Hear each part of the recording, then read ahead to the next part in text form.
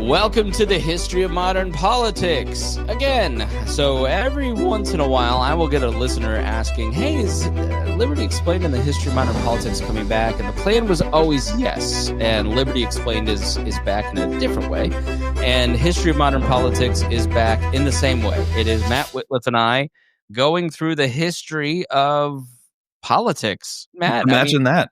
Yeah. So it's been a few years since we've released an episode, and our goal, Matt, has always been to continue, not to pod fade, but to get back to it. But here we are. We are doing it. It just took us a little while. It took us a little while, yeah. Life gets in the way, but I've been working diligently behind the scenes, and actually we've got a ton of episodes where notes are drafted, ready in the bank, and now it's just a matter of Chris and I powering through the recording. So I'm super excited to be back.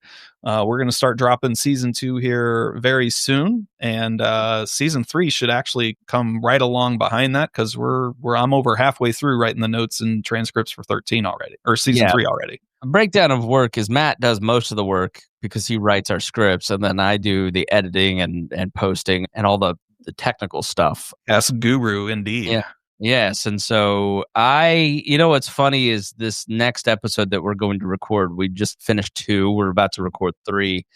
I remember reading a book on the plague because our next episode was on the plague. And I don't even know where I put that book now. So it's been quite a while, but it's, I think we should just kind of restate our goal with this. And the goal is one, for fun. He and I are not historians. He's more of a historian than I am. I'm a guy that likes history and enjoys talking about it. And I wanted to learn more and wanted to know about the development of the history of modern politics, basically. And Matt and I were talking about that years ago. Yeah, probably 2017 or 18, probably. Right. So it started with the question, and the original title of this show was Ideological Origins, and Matt said that's terrible. And so I said, well, let's come up with something better, and we did. And I was like, okay, let's take abortion or immigration or war or foreign policy and start plotting that back. And every time you go, well, we got to go back to the 90s. Well, that means we got to go back to the 80s, the 60s. And we ended at the Roman Empire.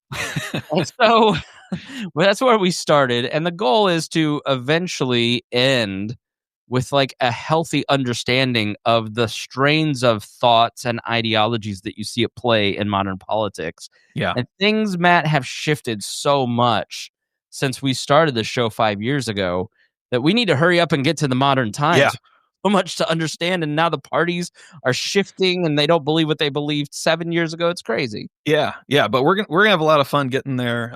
So just I'm gonna give you a little arc, get behind the scenes. I don't think we've done this for our listeners yet. So those of you who have listened to season 1, and if you haven't, let's go back. I encourage you to go back to the archives and check out season 1. As Chris noted, we kind of went back actually to the Roman Republic, slightly before the Empire, so we could start to see the both the values that set the tone for the structure of government that is a republic, right? Which ultimately the American founders went back and looked at as a inspiration for elements of the structure of the American government. But also then the Roman Empire, which, of course, featured Julius Caesar. And as we've seen through the centuries and millennia, I mean, the powerful leaders and military leaders have always had this Julius Caesar envy, right, of wanting to become the next Julius Caesar. So these are two major threads that run through history. And so, our aim in season 1 was ultimately to set up how did we get to the establishment of the politics where there's a division of power and accountability between the king and his people, right? So that's, of course, most famously pursued through the Magna Carta in 1215. So season 1, for those of you who haven't listened to it, go back. We take you through the Roman Republic into the Roman Empire and through the often understood, the misunderstood and not as well known period of the Middle Ages, right, up until the middle of the Middle Ages, right? And so, we get to understand a lot of history through the 4th and 5th and 6th and 7th centuries, ultimately, again, culminating with the Magna Carta. So we're excited to start season 2, where we'll pick up with the 13th century and the reigns of Kings Edward the First, Second, and Third of England, and really take us all the way through the glorious revolution of 1688 and the end of the Tudor dynasty and the beginning of the Georgian dynasty, or the Hanoverian dynasty, which of course puts us right on the footsteps of the birth of America. Which is important because America is celebrating its 250th birthday. I'd argue now, but obviously 1776 is the year that is most commonly birthed. But, the summer of Lexington and Concord, we just passed the 250th anniversary of that, Paul Revere's ride, the lead up to the revolution. And so in this time period, we want to definitely start to creep into that. We have chosen, even though we are both fully aware that history is bigger than a bunch of English white guys. We have tried to sprinkle in some broader implications, but if we're looking at American politics, Matt, we really have to go back to England and look at the development. I mean, we have to narrow it down, right? Yeah. You can't. We could do Silk Road with Peter what's his face's book, or Power and Thrones by Dan Jones, and do these global histories, but we've chosen to kind of narrow it down just to political history in the English context, with a little bit of German and French and how it interacts, to show the markers of the development of Western thought around law. Yeah, absolutely, Chris. And actually, in a lot of the episodes, I try to use vehicles of the cold open to pick up on some of these adjacent stories that are not necessarily central to Western civilization and Western political development, but also use them to show the link of where kingdoms of Africa and China and the Mongols, etc. Of course, the Islamic empires touch and surround what was going on in this very interconnected world, right? I think the biggest thing, Chris, you and I both probably took away from season one very early on in our research was, holy cow, 2,000 years ago, heck, 2,500 years ago, the world was much more connected than I think we usually give it credit for as we go through our, elementary school and high school curriculums of understanding history. Oh, yeah. I mean, these little trinkets from Rome, Italy, China that were in archaeology in England in the Dark Ages, right? Or we have a lot more interconnectedness going on. The other thing that I was struck by is just like human nature is intact. And I think this show has informed my thinking around modern politics in a way that I sort of look at it, not that it's hopeless, but that we've been here before and we continue to survive, right? Like yes, there are the convulsions and changes of governments, but at the end of the day, the human species continues to grow, evolve, thrive, change, rights expand. Things get better on the long arc of history as it bends towards justice, and I'd argue freedom in a lot of cases. And so I think this show makes me panic a lot less about modern politics, understanding where we've been as the human race. Yeah.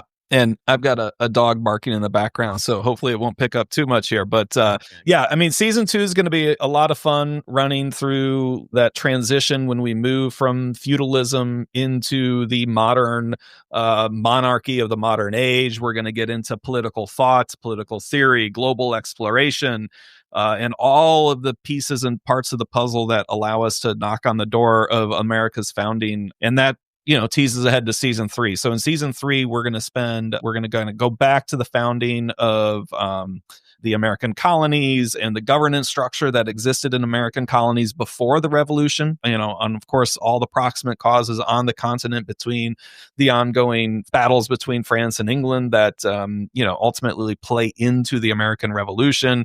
And we get into the good stuff of the Declaration of Independence and the birth of the American Constitution. And I think, if I recall from notes, we're going to get to wrap up season 3 with the, the first and second administrations of George Washington, right? And that allows us to then transition to season 4, where we really start to look at the American political system and the development through time. And the, current thinking, which, subject to potential change, is that season 4, we're going to look at American history through the lenses of the various political systems, right? So Chris mentioned earlier how political parties have shifted and changed. And of course, we're potentially going through another one of those moments at this time. But, the American historians also often break things down to the first party system, the second party system, the third party system. And that's going to be the mechanism in season 4 by which we kind of understand the unraveling of American political history that will allow us finally in season 5 to get to the debates and the issues and the various flavors and intermixes of political thought that kind of permeate today's debates and what we live through day by day, right? In our arguments on Facebook and hopefully our more friendly conversations with neighbors in real life. Yeah, we're doing this to be better informed ourselves, and because it's fun to read books about history and then talk about it and write about it. But ultimately, we want to help you. I mean, everything that I do in my podcasting career is to try and help ground you, the listener, in direct action to make you feel more secure in having conversations, engaging with your community, growing as a person.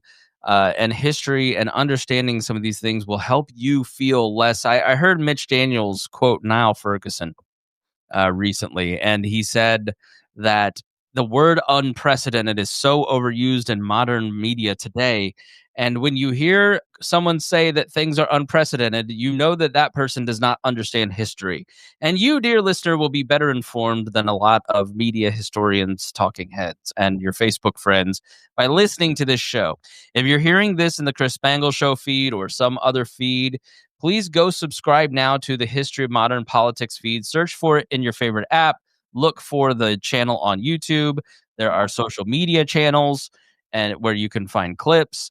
And you can engage with us there. If you hear anything in the episodes where like you guys got this wrong because you're a history nerd and you want to fact check us, please send us an email. My email is chris@chrisspangle.com. I'll forward that to Matt.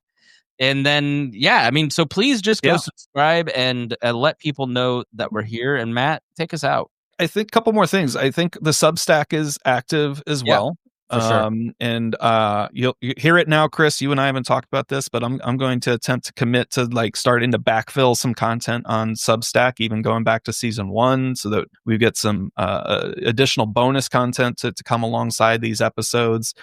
Chris, everybody knows you've got many ventures going on in various podcasts and platforms. I'm excited to announce I'm finally back to writing myself, and so I've got a new Substack, Pax Ex Machina.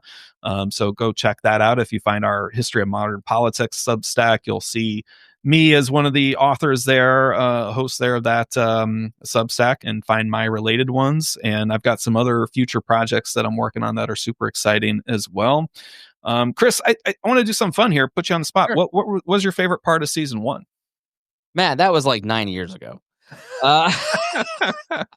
You know what? I think often about researching Rome because I didn't know much about Rome, and maybe not a specific part of the episode, but what continually stands out to me that I constantly refer back to is the work that we put into this, right? I read Ed West's series of books on, early England. I'm working through Peter Ackroyd's books on England. Mike Duncan's book on Rome specifically stands out to me as something that I think a lot about. And if you go back to, I read that, I think, in 2016, maybe. And I remember saying on the We Are Libertarians podcast that, like, Trump is the Gracchi brothers. Like, things are about to change if we elect this guy because he so fundamentally changes the norms of things. I think we've seen that to be true. But yeah, just the like going and doing the in-depth research of all this, understanding anything about medieval history, Roman history, which I just didn't know much about. So I think for me, it's really like the dedication to reading, researching, writing, thinking about these topics on a subject that I wanted to know more about, but just had never found a reason to read a series of books on medieval England. So yeah, that for me was the most fun part. But Mike Duncan's book and rereading that and preparing for the beginning of season 1, I think was my favorite part. How about you? Yeah, cool. I'll answer that in a second, but I will also remind or state for listeners, right, who have been hopefully looking forward to season 2, right? The research and the reading has not stopped, I think, from Yeah, either of us, either of right? us. Yeah. So, as soon as season 1 was wrapped up, I mean, I've probably listened to 20 or 30 plus audiobooks, continuing to move forward with the information that's going to help us create content for you all in future seasons, right? So just because we haven't been releasing content and episodes doesn't mean we haven't stopped working on this. It actually has been a continuous thing in the back going on. So again, super excited that we'll be coming back here. I think my favorite part of season 1, I think my favorite episode to do was maybe the succession crisis and the Norman invasion of England. Yeah. I of course recalled William the Conqueror in 1066 and all this sort of stuff from history growing up, but I don't think I never fully appreciated that there were multiple fronts of I that. didn't even know Harold Horaldo was Yeah, involved. yeah. I And mean, right. amazing stuff and quite a cool story. And the I'm a geek, I'm a nerd, right? So if sometimes you hear too many dates and names and all sorts of descendants and lineages going on, I just love that stuff. And so figuring out how all the different pieces of the puzzle actually come together to shape the story and where all these alliances come from, that episode really brings that home as well, because you're bringing in the Pope, you're bringing in Flanders, you're bringing in Norway and Denmark, and it really comes in from all over the place to the central point in England where Edward the Confessor passes away, and it's like, what's next? I think that it's a nice encapsulation of what we witnessed and learned about in season 1. Yeah, I was just looking. Our outline is 465 pages on a Google Doc, and it's like 11-point type. So, well, yeah, I think it's a great point. We've never stopped reading. We never intended to stop doing this show. It just has taken us longer to do the reading and the writing, and then getting our schedules to match up with 2 busy jobs. And You've had some kids, I think. I've had 3 kids since we started this show. I've changed jobs. I have So too. I've added a small business editing podcasts, and changed jobs and kids. And so, yeah, the podcasting career is harder than it used to be when it was just me in my apartment talking too much. But yeah, so we're looking forward to, please subscribe. Please go check out the Substack, follow Matt on his other Substack. And if you want to help offset the cost of our books, you can sign up there on the Substack as a monthly or yearly donor, and we would appreciate that. Certainly not why we're doing it, but every time you give something back to a podcaster that's monetary, or a post on social media just says, hey, thanks for doing this, I really, those emails in the last few years of, hey, is this coming back? Years after we released an episode, man, that kept Matt and I going. Yep. So like, maybe we don't want to do this, but man, like 2 emails, we're like, that's it. We got to keep doing this. There's 2 people listening, so we've got to go. All right, cool. Matt, well, Yeah. thanks so much. We're ready to rock and roll, man. Yeah. And we'll see you here in a few weeks. Thanks, Chris.